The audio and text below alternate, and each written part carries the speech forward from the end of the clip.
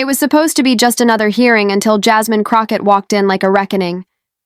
Judge Stones laughed in her face, cut her off, and tried to silence her before 200 stunned witnesses. But in just 47 seconds, she flipped the room, exposed 5 years of buried bias, and made him tremble in his own chair. The woman he mocked became the one rewriting the rules. No shouting, no chaos, just truth delivered like a blade. What truth did Jasmine Crockett unleash in 47 seconds? That shattered Judge Stone's career on the spot? Stay with us. This is a story worth every second of your time. The federal courtroom in Texas was ice cold and dead silent. No cameras, no press, just lawyers, court clerks, and staff seated stiffly in rows as if something dangerous was about to begin. Every eye turned as the double doors opened. Jasmine Crockett stepped in. She was 33, calm on the surface, but there was fire behind her silence. Her crimson blazer stood out like a battle flag. Her steps were measured, not hesitant. She wasn't there to be polite. She was there to dismantle. Up on the bench sat Judge Andrew H. Stones, 67 years old. 2 decades of unchecked power etched into his posture. His robe looked more like a throne than a garment. As Jasmine approached the plaintiff's table, he smirked a slow, deliberate stretch of the lips. He leaned forward slightly, eyes cold and amused. "Congresswoman Crockett," he said, dragging each syllable. "How refreshing. A politician here to lecture us about the law." His tone dripped with sarcasm. The room tensed. Then came the insult. He looked back down at his notes and said, "Miss Crochet," mispronouncing her name with deliberate disdain. No correction, no apology, just contempt. Crockett didn't react. Stones continued cutting her off the moment she tried to speak. "Let's skip the speech," or he said, "We're not in Washington anymore." Lawyers in the back exchanged quiet glances. A few raised eyebrows. No one laughed, but the message was clear. He was daring her to lose control, but Jasmine didn't. She stayed completely still, her hands folded neatly on the table, her chin slightly raised, her eyes locked on Stones like a sniper, waiting for the exact moment to fire. She didn't blink, she didn't flinch, but her silence was louder than any outburst. And in that silence, one thing became terrifyingly clear. She was calculating. But beneath that terrifying calm, the first shot had already been fired because Jasmine Crockett hadn't come to be tolerated. She came armed with proof. She didn't rush. Every motion was deliberate, almost surgical, as she rose to her feet. Her heels echoed once across the marble floor. Eyes followed her instinctively, not just because she was speaking, but because something in her posture said she wasn't asking for space. She was taking it. Her voice rang out clear and sharp, slicing through the courtroom tension like a scalpel. "Your Honor," she began, her gaze fixed on Stones with unwavering precision. "This case concerns over 50,000 voters, disproportionately Black and Latino, who were denied their constitutional right to vote in the state of Texas." The silence didn't break. It shifted, more brittle now, more afraid. She reached for a thick folder, sliding it open with quiet authority. Dozens of signed affidavits, official poll closure notices, and county communications fanned out like blades. No theatrics, just facts. Then she raised a tablet in her hand like a key to the whole case. "We have video documentation from 3 polling locations where eligible voters were turned away at the door." The screen flickered to life, but never made it to the jury. "Let's pause right there." Stones cut in, his tone clipped, eyes already rolling. "Is any of this even relevant to federal jurisdiction?"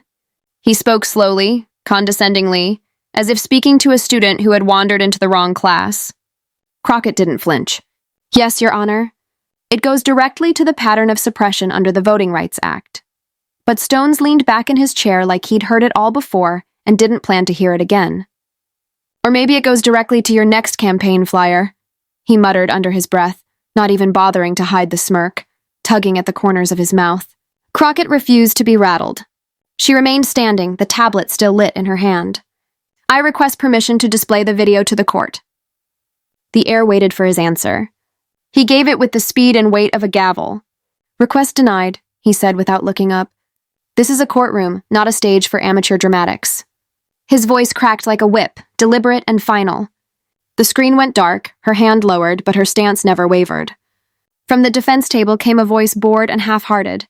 "Objection. Inflammatory and prejudicial." Stones didn't hesitate. "Sustained," he snapped. Then another objection, irrelevant. Sustained again and again. Crockett couldn't get a full sentence out before the next interruption slammed across her.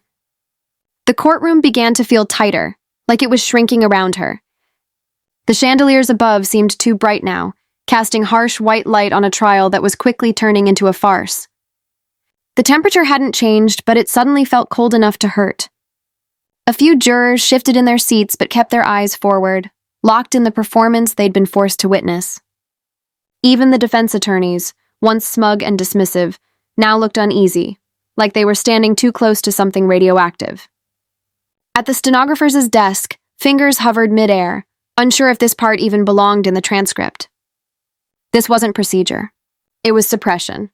And Jasmine Crockett stood in the center of it, not as a lawyer, not even as a plaintiff, but as a witness to a machine designed to shut her down before she ever got the chance to fight back. But just when it felt like the system had locked every door, Jasmine Crockett did something unexpected. She refused to vanish. And that's when the dam broke. She didn't raise her voice. She didn't pound the table. She simply stood there rooted in silence for a moment that felt like it held the entire weight of the room. Then came the line measured razor sharp and impossible to ignore. Your Honor, this video is not a prop. It's proof of a constitutional violation in real time. It wasn't a plea. It was a warning. And Judge Stones, he didn't flinch. He laughed. Loud, deep, contemptuous. It wasn't just inappropriate, it was volcanic. The sound cracked through the courtroom like glass shattering under pressure. It tore through the formality of the setting and left nothing but raw public ridicule. His laugh lingered, echoed, twisted the silence into something cruel. Even the defense attorneys, who had so far benefited from every inch of his bias, looked caught off guard, unsure whether to grin or cringe. Stones leaned back, his hands folded with smug satisfaction. That might work in Congress, he said, grinning down at her. Congress, he said, grinning down at her. But not here in a courtroom where the law actually matters. His words weren't just dismissive. They were venom. He had stripped her argument of legitimacy, her presence of authority, and her purpose of value all in one sentence. Delivered like a joke told too loud at a funeral. And then nothing. Stillness. Time stopped. Suspended by humiliation so thick it clung to every wall in the room. No one moved. Not the clerks, not the stenographer, not even the jurors. Every gaze shifted to Jasmine Crockett, waiting. Just waiting to see if that laugh had done what it was meant to do. Crush her, break her composure, push her out of the game, but she didn't move. She didn't look away. She didn't even blink. Her expression stayed unreadable, but her body spoke volumes. There was no retreat in her shoulders, no shake in her hands, only silence, controlled, unbreakable. And her eyes. Those eyes were locked onto Judge Stones with a focus so fierce it made him stop smiling. She held that gaze for seconds that felt like an hour. Then deliberately, wordlessly, she turned, not in defeat, not in submission, but with the kind of quiet resolve that precedes a storm. Her heels struck the marble once, then again. Each step toward the evidence table wasn't just movement. It was escalation. She didn't need the court's permission anymore. She didn't need approval. She needed facts. And the way she moved slow, steady, with absolute control made one thing painfully clear. The fight had only just begun. And just when it seemed the courtroom had swallowed her whole, when the smirks, the interruptions, and the mockery had done their job, Jasmine Crockett did something no one expected. She didn't shout. She didn't flinch.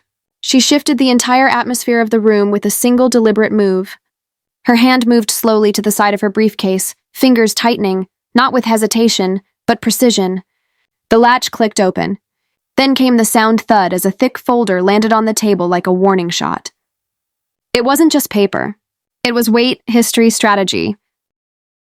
The kind of folder that didn't just contain facts. It carried intent. The courtroom, already tense, fell into a deeper, sharper stillness. No coughs, no scribbles. Even breath seemed like a disruption. She didn't look at Judge Stones. She didn't need to. Her posture alone said everything. I'm not here to plead. I'm here to reveal. And when she spoke, her voice was calm, not soft, but surgical.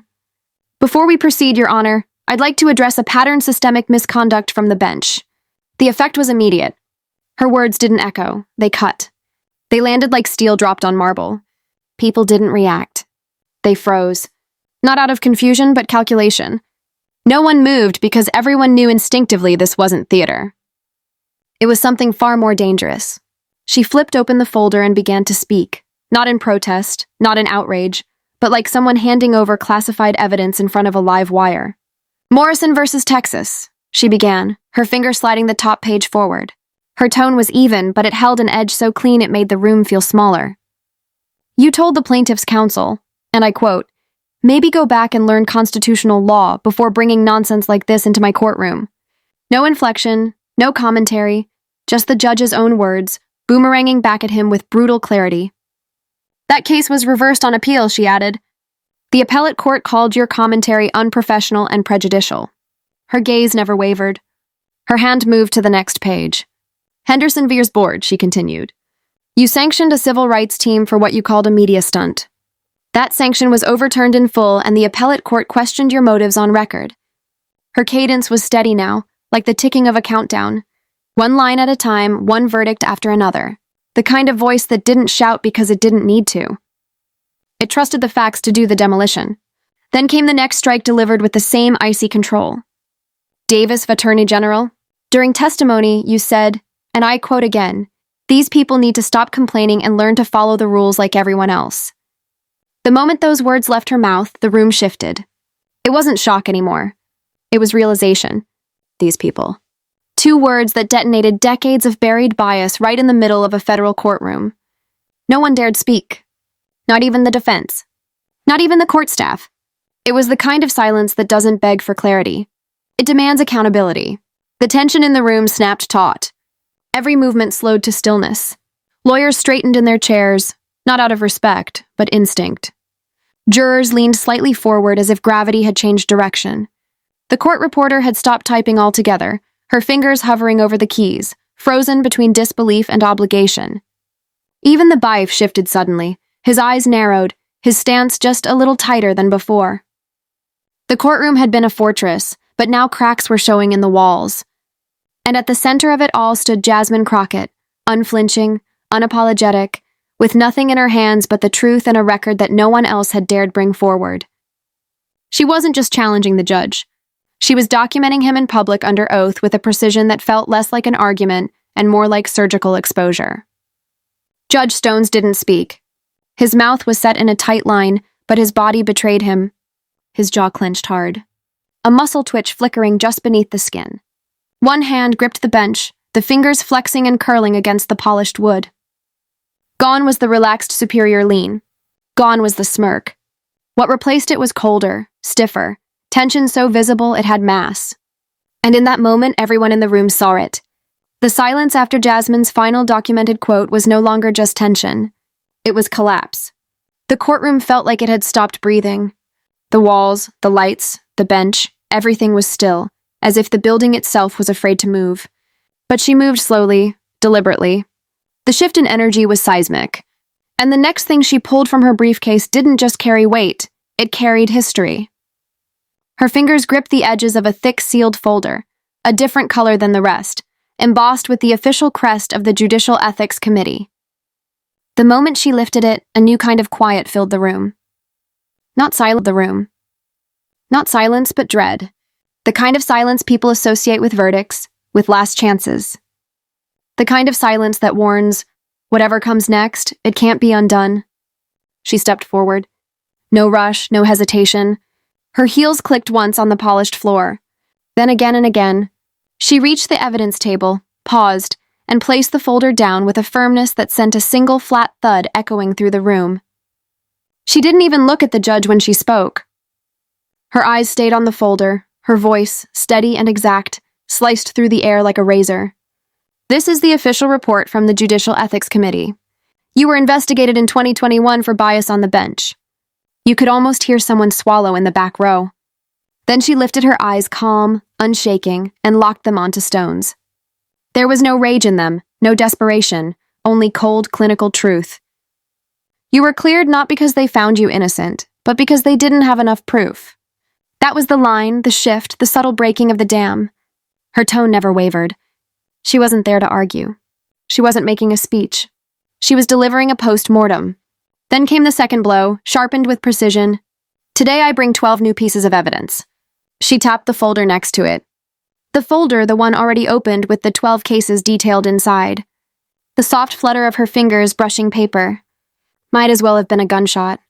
The sound of rustling documents became something else entirely. The sound of a legacy being dismantled page by page. It didn't take a raised voice. It didn't take anger. It just took her standing there with everything he'd ever tried to bury now lying face up on the record. No one moved. No one whispered. Not even a cough dared disrupt the moment. For a second, it felt like even the judge himself had disappeared. Not physically, but his authority, his dominance, his towering presence in that courtroom, it evaporated. What was left was a man behind a bench who looked smaller with each breath. Then with complete composure, Jasmine straightened her back, folded her hands in front of her, and said it, "Your Honor, I am formally motioning for recusal."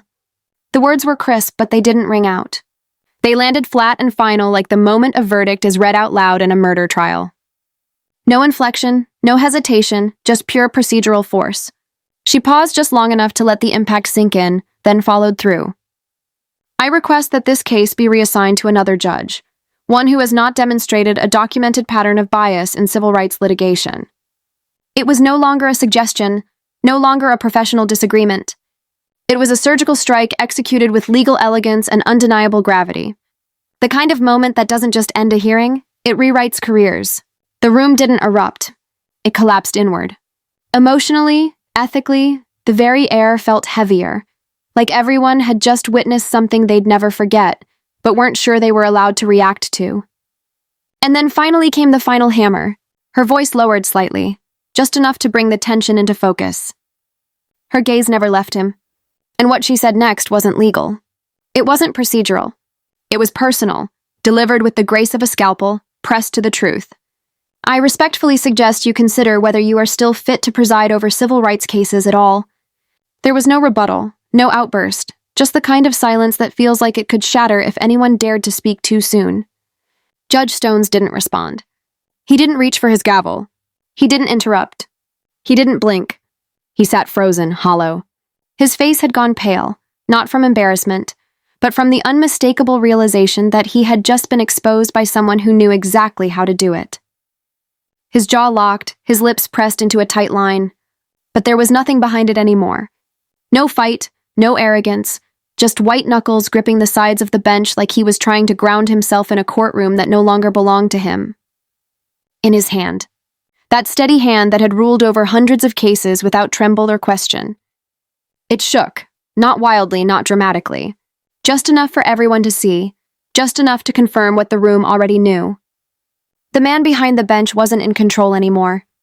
He was watching the walls close in, not from a protest, not from the media, but from one voice, one folder, and 12 cases that he'd hoped no one would ever line up in a row. And now they were lined up, on record, on display. And the judge who thought himself untouchable was silent. The courtroom was no longer a battlefield. The war was over. But the silence left behind wasn't peace. It was reconstruction. After Jasmine Crockett's final words carved through the walls of the courthouse like a slow, deliberate fire, everything froze. No one stood. No one spoke. Even the sound of breathing seemed muted by the gravity of what had just occurred.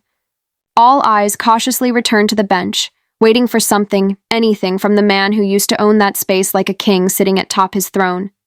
But now he looked more like a man abandoned by his armor. Judge Andrew H. Stone sat still, his gaze unfocused, his fingers still wrapped around the edge of the bench, as though letting go might shatter what was left of him. The robe that once commanded fear now hung limp on his frame. His mouth opened once, then closed. When he finally found the voice he hadn't used in what felt like hours, it was barely there. "This court will recess until further notice." The words slipped out so softly they almost dissolved on contact with the air. No gavel slam, no firm inflection, just a ghost of a voice, a man whispering his own surrender. He didn't look at Crockett. He didn't look at anyone, as if eye contact itself had become unbearable. He didn't stand, didn't blink, didn't breathe like a man who still had power. It was the sound of a door quietly closing on 20 years of dominance. It was the voice of someone who knew with haunting clarity he would never command this room the same way again. And on the other side of the room, poised, composed, and untouchable, stood Jasmine Crockett. She didn't gloat. She didn't exhale like someone who had finally survived the impossible. She simply reached down and began to collect her files slowly, calmly. Her fingers moved across the papers like someone folding away chapters of a story she'd already memorized. Each document slid back into the folder with surgical control. Not rushed, not nervous, just final. There was no trembling in her hands, no victory grin on her face, because this moment wasn't about triumph. It was about truth, and truth didn't need celebration. It just needed to be seen. The courtroom stayed in stasis, as if no one quite knew whether they were allowed to move yet. No bailiff called order. No clerk shifted a page. The air was thick, not with tension now, but with awakening, the kind that comes after something sacred has been broken and rebuilt. Jasmine stood tall, her shoulders squared but relaxed. She gathered the last of her materials, snapped her briefcase shut with a quiet click, and paused not for drama, but for respect. Not to the judge, but to the process, to the law, to the brutal, painful work it takes to hold that law to its own promises. She had said nothing as stones crumbled. She hadn't needed to because what had just happened in that room was not a performance. It wasn't protest. It was precision warfare. Every move calculated, every document authenticated, every word positioned like a pressure point. This wasn't a courtroom speech. It was a legal autopsy performed with no blood, but leaving the same irreversible impact. And while the judge remained seated mute, pale, and unraveling, Jasmine Crockett didn't look back because she already knew what had happened here. There had been no shouting, no slogans, no crowd-pleasing lines or grandstanding. What had just unfolded was a take-own by truth. Quiet, disciplined, and absolutely unrelenting. No one clapped. No one needed to because everyone in that room understood what they had just witnessed. A new line had been drawn in the sand. For years, Stones had ruled his courtroom with a kind of impunity that wore a robe like a shield. For years, attorneys whispered about the bias, the favoritism, the mockery. But no one had dared say it aloud, let alone in open court. Until today, until her, what had started as a routine civil rights hearing had become something else entirely a reckoning. And now the reckoning was complete. The courtroom remained still, but something invisible had shifted forever, like tectonic plates moving beneath the floor.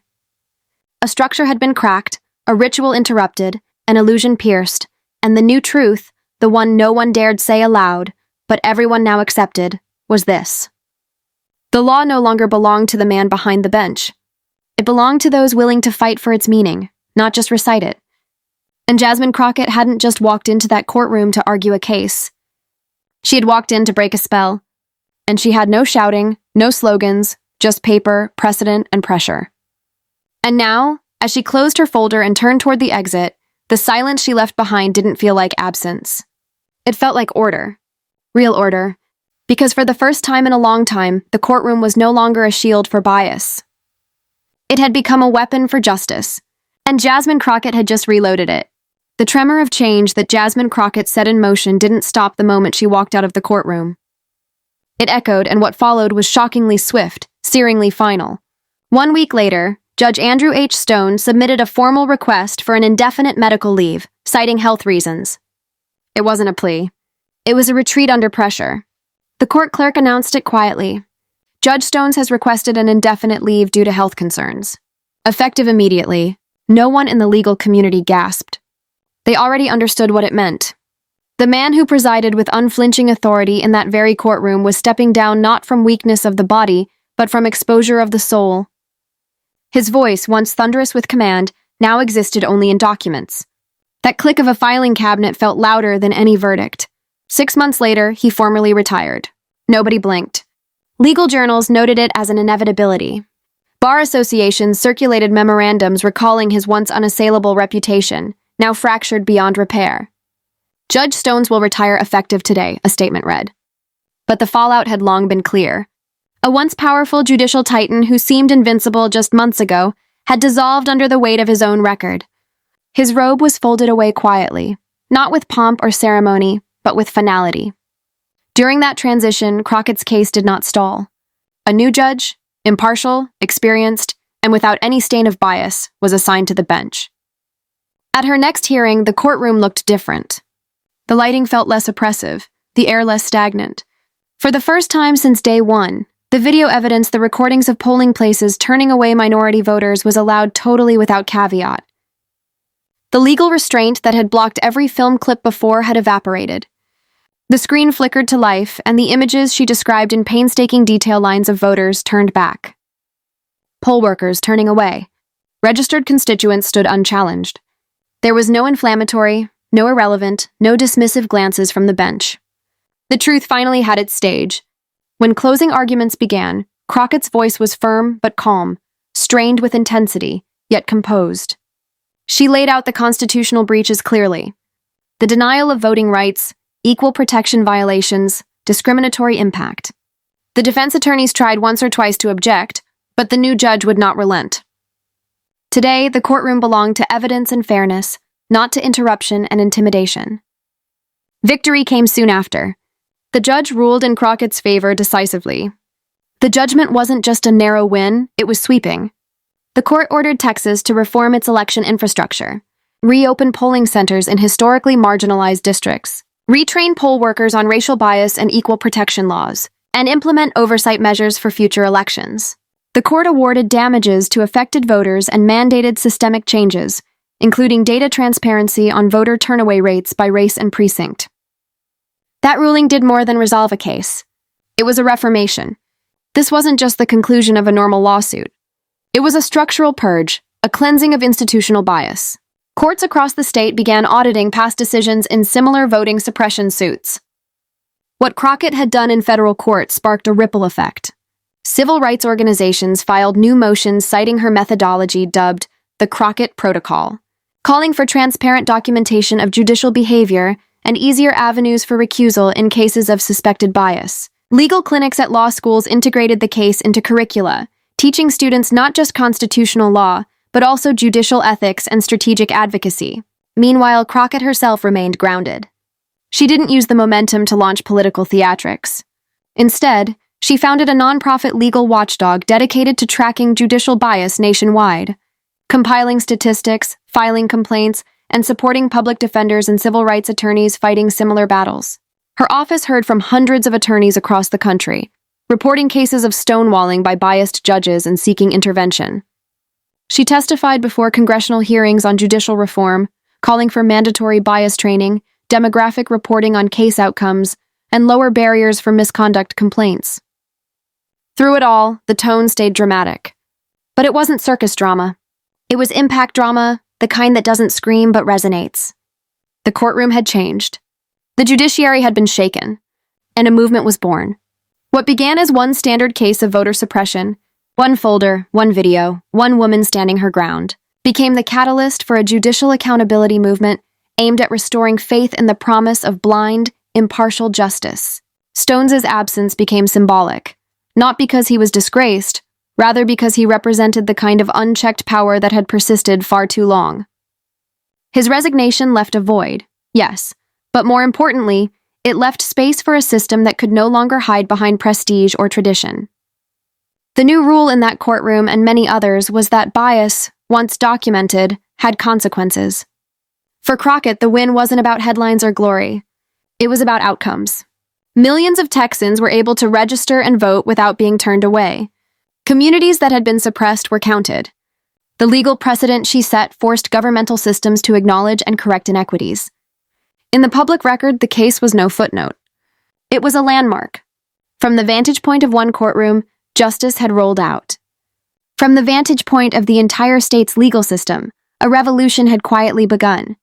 Crockett had turned what seemed like a solitary fight into a national reckoning. And while the courtroom remained quiet, the changes it triggered echoed louder than any protest. This wasn't the end of a trial. It was a systemic rebirth. The courtroom had gone quiet, but the outside world had only begun to react. Within days of the ruling, legal organizations across the country released synchronized statements, each one bolder than the last. The American Bar Association, typically restrained in its tone, called the case an inflection point in the conscience of American law.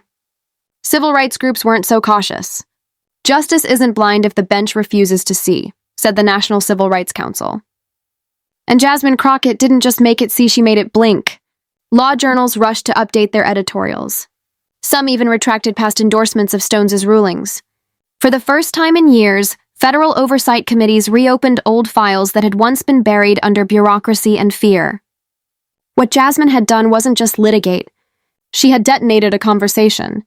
And across the legal field, no one could ignore the crater she left behind. At top law schools from Harvard to Howard, students arrived at their constitutional law lectures to find something new in the syllabus. Crockett v's silence. It wasn't just a case. It was a methodology, a philosophy, a confrontation with the limits of institutional difference. Professors played the court transcript aloud in class, pausing when Stones laughed and letting the silence stretch, forcing students to feel what Crockett had faced in real time. They weren't just studying her words, they were studying her restraint, her refusal to match mockery with volume, her ability to turn systemic injustice into procedural exposure. That calm fury became a model. One professor at NYU coined the term Crockett method and outlined its key tenets on a whiteboard: pattern analysis, targeted precedent, and surgical escalation. Not one law student left the room untouched. And in student forums, they didn't ask how she won. They asked how they could do the same. Legal clinics took things further. In San Francisco, a team of civil rights attorneys launched a national training program called the Crockett Protocol. It was simple but revolutionary. Gather evidence of judicial bias, statistically analyze rulings, and create comprehensive case histories to identify repeat offenses from the bench. No more whispered complaints, no more waiting until appeals.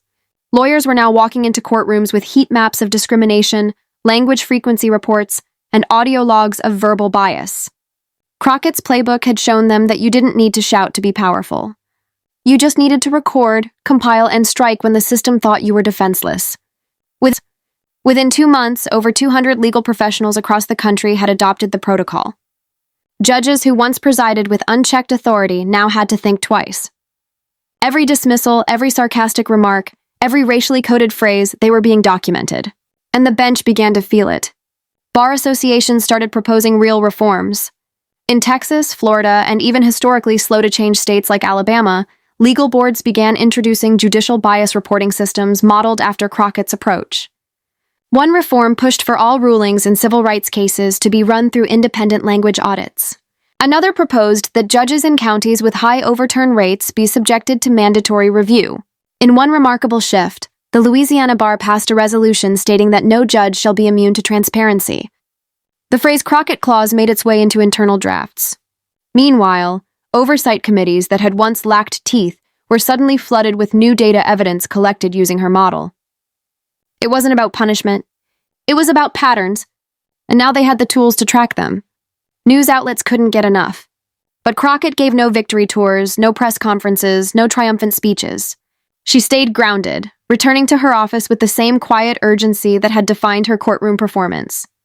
When asked by a reporter why she hadn't given any interviews, she simply replied, "Because the system's still watching, and I'm not done yet." That single quote was published on the front page of the New York Times beside a headline that read, "She didn't shout. She documented." Civil rights legends began calling her the Quiet Fire. Columnists wrote essays titled What We Owe Crockett and The Trial That Tried the System. And still she said nothing more because to her, the real verdict wasn't just what happened in the courtroom. It was what came next.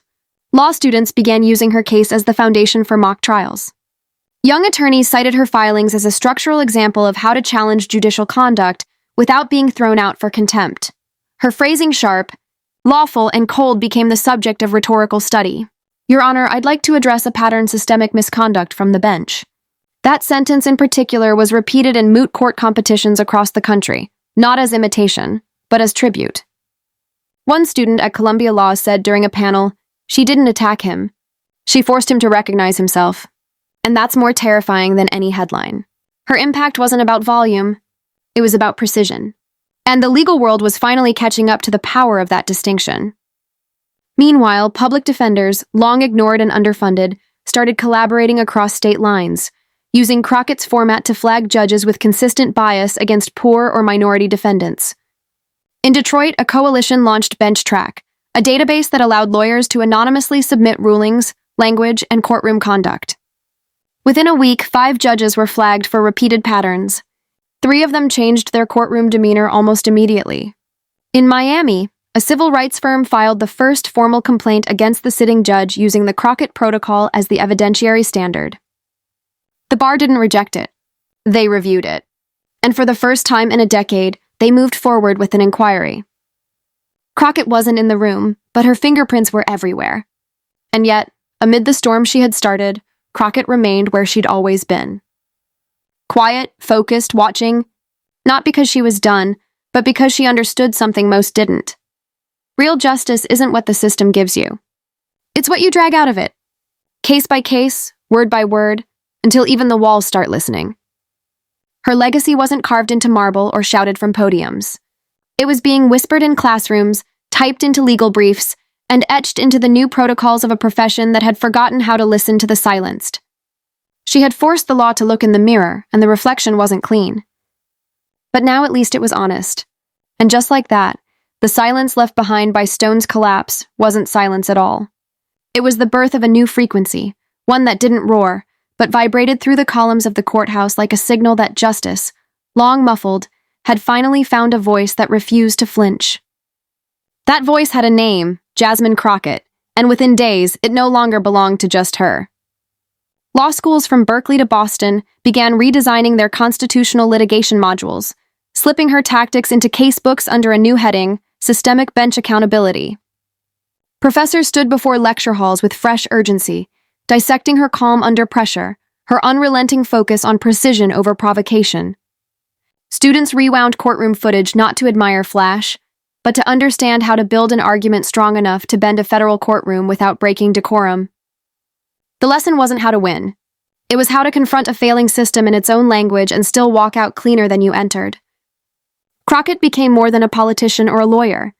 She became a blueprint. Young attorneys who had once swallowed their objections in front of biased judges now stood taller, gripping her precedent like a scalpel instead of a shield.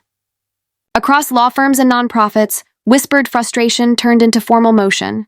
The Crockett Protocol became a living method. 3 steps: document, dissect, demand. Legal interns started compiling bench behavior logs.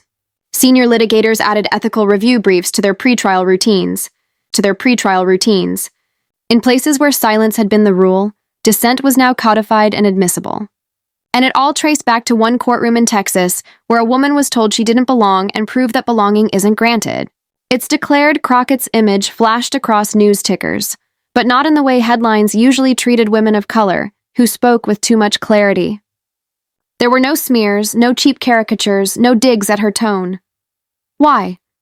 Because neither party had a path to discredit her without implicating the truth itself. Liberals couldn't paint her as radical. Her methods were too constitutional. Conservatives couldn't brand her reckless. Her facts were unshakable. Every line of attack crumbled under the weight of her preparation. She didn't shout. She cited. She didn't accuse. She confirmed. Her voice was so composed that it disarmed bias in real time, leaving only the raw, inconvenient structure of truth for the world to reckon with.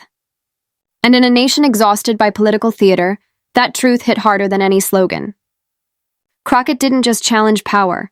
One commentator noted, she redefined how it looks when power is challenged by someone who actually knows the rulebook and isn't afraid to turn every page. That quote alone was printed and taped to office doors from the ACLU to Harvard's Civil Rights Division. On Capitol Hill, staffers on both sides of the aisle scrambled to study her case file, not to poke holes, but to insulate themselves from what came next. Because for the first time in years, the judiciary had a reckoning it couldn't outrun. Crockett didn't come to burn the house down. She just found the leak in the foundation and made damn sure no one could seal it with excuses again. And yet Crockett never celebrated. No post-victory press tour, no memoir, no microphone drop.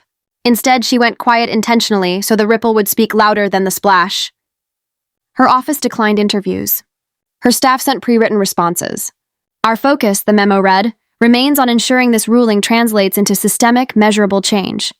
And that it did. Within weeks, 2 states reopened dormant ethics investigations. A third added public bench behavior logs to its website. National bar associations amended their judicial review guidelines. What had once been seen as untouchable, the temperament of a judge was now scrutinized like a statute. But beneath it all, behind the policies and panels, was something even more seismic. Belief. For years, reformers had whispered, "The system is too big, too slow, too rigged. Crockett didn't disagree. She just didn't stop there. She acted anyway. She didn't wait for a seat at the table. She pulled out a chair, stacked her files, and made the room pay attention.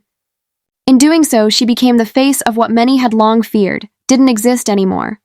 The possibility that truth, when handled with surgical intent, can still cut through concrete. Crockett became a new model for judicial reform. Young, determined, smart, and ready to take on the old power. But it wasn't just what she did. It was how she did it. Without malice, without spectacle, with the sharp edges of logic honed by years of knowing what it felt like to be dismissed before the first word even left her lips. She didn't just stand her ground, she reclaimed it. And in doing so, she showed an entire generation that legal reform doesn't start with a revolution. Sometimes it starts with refusing to lower your eyes in a room designed to make you shrink. Politicians on both sides, both left and conservative, cannot attack her because the evidence is too clear. The argument is too strong. That sentence echoed not just in commentary, but in strategy meetings across party lines. Both sides scrambled to refrain, not to erase her impact, but to pretend they'd always supported it. Because in Crockett's courtroom, the only thing more threatening than her evidence was the fact that she never raised her voice to deliver it. Her tone was her weapon. Her logic, the ammunition, and the effect was total. From a small trial, Crockett awakened the entire legal profession. That truth rang through every corner of the justice system. What began as one hearing about voter suppression became a masterclass in dismantling judicial bias with elegance and fireproof facts. It wasn't the drama that moved people. It was the precision. It was the look on a judge's face when he realized the rules he once bent now stood up straighter than him. Crockett didn't create fear. She created consequence. And in that shift, the law remembered its purpose not to shield the powerful, but to serve the people who keep fighting to be seen. And long after the courtroom lights dimmed, after the wall stopped echoing the name Jasmine Crockett, the impact of that day refused to fade. What began as one woman confronting a system became something else entirely. An event carved into the architecture of justice. The official transcript, once just a stack of legal exchanges and procedural objections, was sealed, certified, and cataloged by the National Archives. A federal clerk filed it under historic judicial precedent civil rights reform. But those who lived it called it something simpler. The day the bench blinked. The moment when a truth too raw to be ignored exploded inside the clean lines of courtroom decorum. There were no plaques, no headlines, no parades. But everyone who mattered knew something irreversible had happened. You didn't need to print Crockett's name in gold for it to leave a scar across the marble columns. The building felt different after that. Lighter, or maybe just honest. This wasn't about humiliating a judge. It never had been. Jasmine Crockett didn't walk into that courtroom to play hero or martyr. She walked in with receipts. The message, as she would later say in a quiet interview for a legal journal, was never about Judge Stones. It was about the space he occupied, the power he thought no one would question. Because if that kind of power could be cracked in broad daylight, then every courtroom in America suddenly had a mirror to look into. The significance wasn't that Stones trembled. It was that his gavel had finally been weighed against the Constitution and found wanting. That shift, that exposure became the real verdict of the day. The real judgment wasn't just legal. It was moral, structural, systemic, and it couldn't be appealed. Behind closed doors, senior clerks began whispering phrases like the Crockett effect. Law schools clipped segments of her cross-examinations, integrating them into ethics modules and first-year constitutional courses, but none of it was celebrity. Crockett wasn't trending, she was transforming. Her victory didn't shout. It didn't dance on news banners. It moved in silence like tectonic plates beneath a sleeping nation. And when those plates shifted, the tremor was undeniable. Activists in Georgia cited the hearing. Legal scholars in New York dissected the transcripts. And somewhere in a classroom in Detroit, a law student underlined her name in a footnote and whispered, "Finally."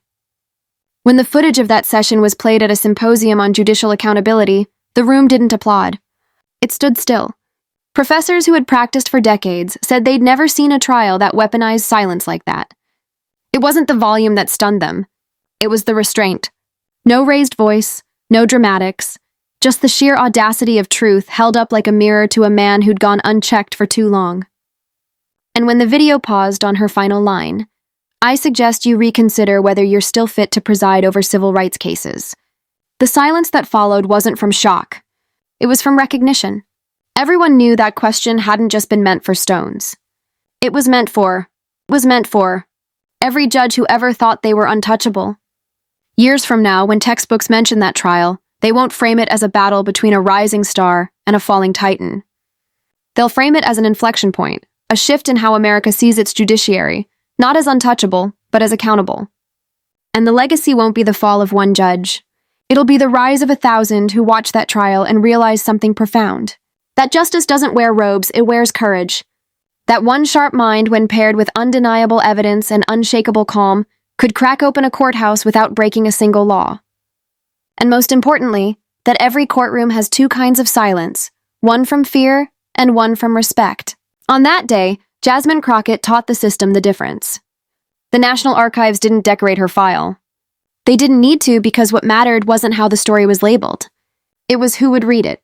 Future attorneys, judges, reformers, students, kids from neighborhoods like hers, who had been told that the law wasn't theirs to shape. Now they had proof otherwise, because that transcript stored in ink and evidence didn't just say what happened. It testified to what's possible. The Crockett hearing wasn't etched in stone. It was carved into the living fabric of the law. And long after the dust of politics had settled, long after partisanship tried to claim her or discard her, the echo remained. That echo wasn't Jasmine's voice. It was the sound of a system being held up to the light, not to be burned, but to be examined, to be made better. Because, as Crockett had shown the world that day, accountability isn't destruction, it's repair. And light, when used right, doesn't blind, it reveals. But even beyond archives and law schools, beyond headlines and headlines fading, something far deeper had shifted, something you couldn't store on paper or framing glass. The Crockett hearing had ignited a new internal standard, not for institutions, but for individuals. It was no longer about waiting for the system to correct itself. It was about one voice, one case, one moment ripping the curtain down. Jasmine Crockett didn't just win a case. She shattered the illusion that justice belongs only to those born into it. She proved that courage, when sharpened by preparation, can become a scalpel capable of dissecting even the most guarded chambers of power. And not with fury, not with noise, but with the kind of composure that makes the room itself lean forward. The kind of quiet that makes truth deafening. Jasmine Crockett proves something most people are too afraid to believe. One person, if ready enough, brave enough, and relentless enough, can bring an entire institution to its knees. She didn't need backup. She didn't beg for coverage. And she didn't bend a decorum that had long been used to disguise discrimination. She understood the game and then rewrote the rules. Because power, when confronted by evidence and moral clarity, has nowhere to hide. That's what made the courtroom fall silent. Not because she shouted, but because she dared to say exactly what no one else would, and say it in the one place no one expected. The lion's den under oath, with every eye watching. Courage, as she would later tell a group of young law students, is not the absence of fear. It's the refusal to surrender to it. This story, the Crockett moment, will not live on because of how shocking it was, but because of how necessary it became. It's no longer a headline. It's a litmus test. A case study in how truth dismantles protection, how preparation defeats privilege. Generations from now, when students of justice ask what it looks like to challenge the untouchable, they'll be shown that courtroom, that chair, that voice. They won't remember what Stone said. They'll remember how Jasmine made the truth louder than the gavel. This isn't about villain or hero. It's about the cost of silence and the fire it takes to break it. Because systems don't fall from earthquakes. They fall from questions. And she asked the one question that exposed the foundation. Are you still fit to preside over civil rights? There's a myth that justice is slow, detached, and immune to the will of the people. But Crockett broke that myth with surgical strikes of fact, ethics, and strategy. She didn't demand power. She earned it in front of the very machine that tried to deny her place. And she didn't walk away with applause or slogans. She walked away with reform, with respect, with undeniable proof that a courtroom doesn't belong to the judge, it belongs to the law. And if the judge forgets that, someone must remind them, someone must document the abuse, speak the facts, and be willing to stand when others stay seated. She didn't win because she was loud. She won because she was ready. And when readiness meets righteousness, even the oldest walls tremble. So this story will be told not as folklore, but as framework. Not as inspiration, but as instruction. Because what Jasmine did wasn't magic. It was method. A strategy built from years of watching, listening, and waiting for the exact moment to strike. She didn't walk into that courtroom to be famous. She walked in to be effective. And in doing so, she reminded a nation that injustice doesn't dissolve with time. It calcifies until someone breaks it open. Her silence wasn't weakness. It was aim. Her questions weren't rebellion, they were repair. And her legacy won't be her name. It will be the courage she gave others to stop asking for permission and start demanding accountability. This wasn't about crushing stones.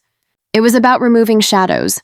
It was about revealing how systems protect themselves by disguising tradition as fairness. Crockett didn't destroy a man. She dismantled the myth of invincibility.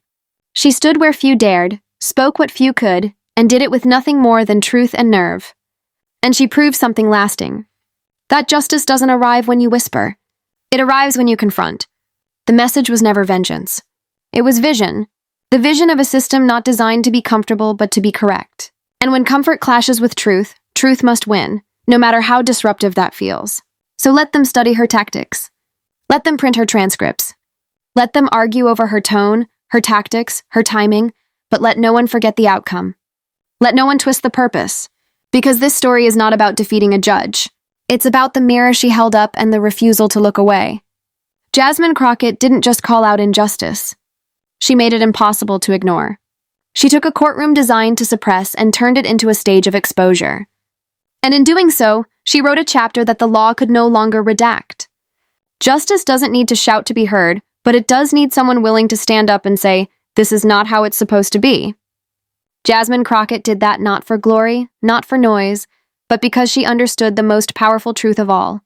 Justice doesn't arrive in silence. It arrives in confrontation.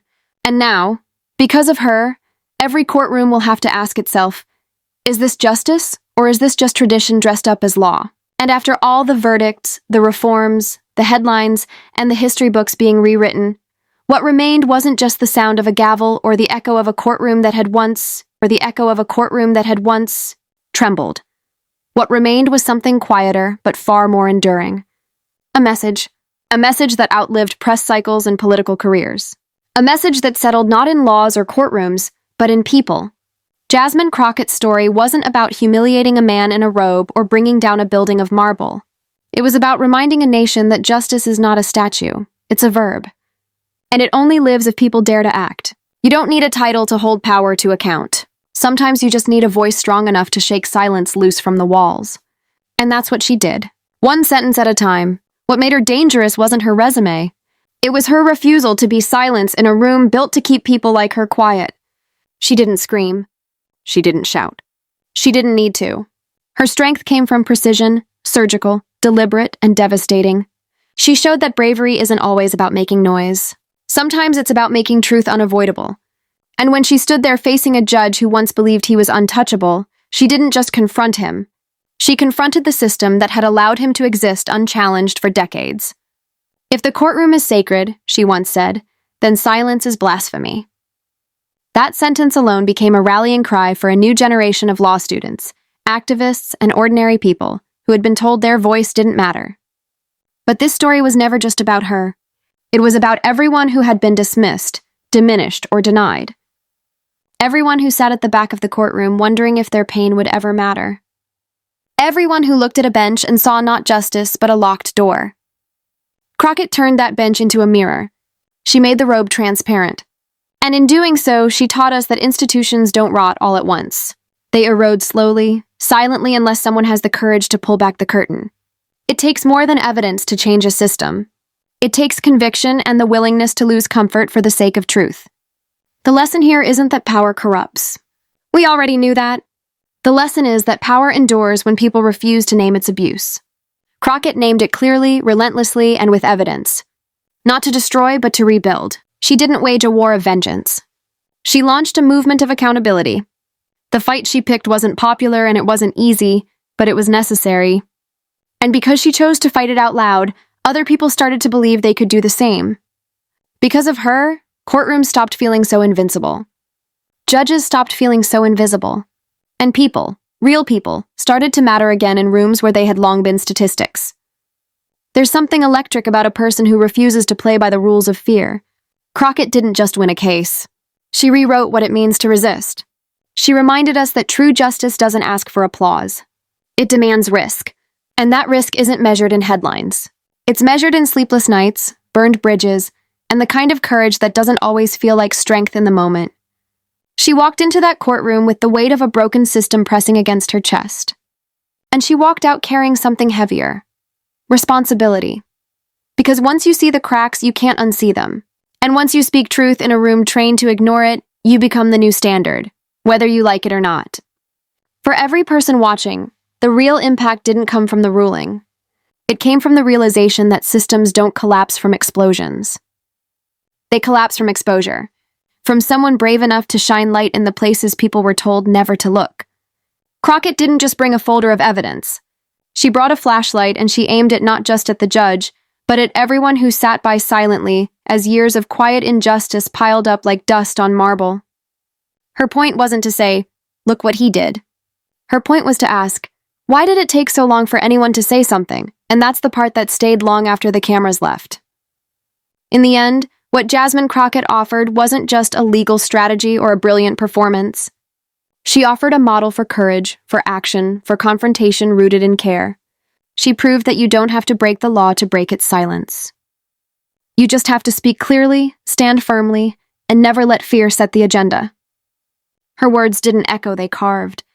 Her calm wasn't passivity. It was control. And her legacy isn't about one courtroom or one victory. It's about a blueprint, a way forward, a reminder that justice, when done right, doesn't thunder. It whispers just loud enough that everyone has to stop pretending they didn't hear. And once the lesson settled, not as a headline, but as a responsibility, the real question began to echo louder than any verdict. What will we do with it? Because Crockett didn't fight so we could applaud. She fought so we could pick up where she left off. This wasn't a story designed to inspire passivity. It was a blueprint begging for action. If you saw yourself in that courtroom as the silenced, the dismissed, the overlooked, then this story wasn't just for you. It was yours to continue. She didn't rewrite the rules of justice to be admired. She rewrote them to be followed. And the first step isn't dramatic. It's simple. Don't look away. Show up in the places that feel too far gone. Speak up in rooms that were never built for your voice. Ask harder questions. Demand paper trails. Make power sweat again. It doesn't matter if you're a lawyer, a student, a cashier, or a teacher, because corruption doesn't care who you are. But neither does courage. And somewhere in your city, your town, your school board, or your courtroom, there is a version of Judge Stone sitting comfortably, unwatched, unchallenged, uninterrupted. So the question isn't whether we have another Crockett. The question is whether we have the guts to be one. And if you're wondering what it takes, here's the truth. It takes sacrifice. It takes clarity. It takes knowing that justice isn't given. It's dragged out inch by people who refuse to settle. So make noise, take notes, file records, protect the vulnerable, and expose the protected. Because silence is what built the system, but voices, that's what cracks it open. Let this story be your proof. You don't need a title to challenge a throne. All you need is evidence, fire, and a refusal to look the other way when the gavel hits the wrong hands. Crockett didn't ask for permission. She asked for accountability. And now so should you. Thank you for watching until this moment and for standing with us on this journey for justice. Your support means everything. Like, subscribe, and turn on notifications so you never miss what's next. And we'd love to hear your thoughts. Leave a comment below and let us know what moved you most in this.